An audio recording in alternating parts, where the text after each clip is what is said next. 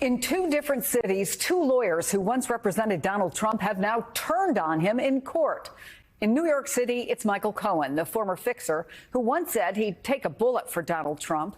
Today, he's the star witness against his old boss in the civil fraud trial that threatens to upend Trump's real estate empire.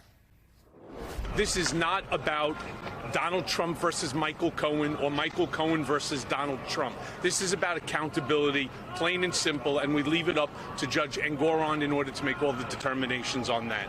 Lisa, I know you just came out from inside that courthouse. Tell us what it was like in there. What did you hear? What did you see? Well, Chris, we're about 45 minutes into Michael Cohen's testimony. Earlier today, we heard more from Bill Kelly, who was the general counsel of Mazars. And there definitely were some fireworks in his testimony. But the most important thing we heard today literally happened right before the break. That's when Michael Cohen on the stand, I'm going to read to you because I tried to take it down verbatim.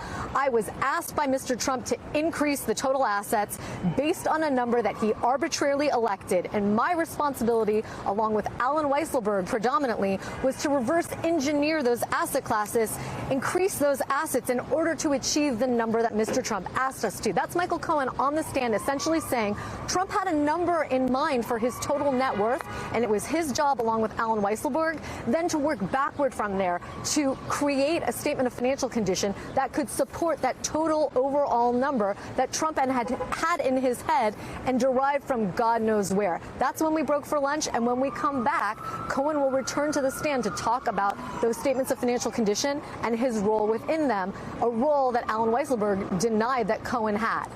Anything between Cohen and Trump in that courtroom? You know, Chris, I am sitting in the courtroom in a way where I can only see Trump's head. I can tell you that so far he's maintained decorum. He doesn't seem to be demonstrably or visibly agitated by Cohen, but the reverse is also true.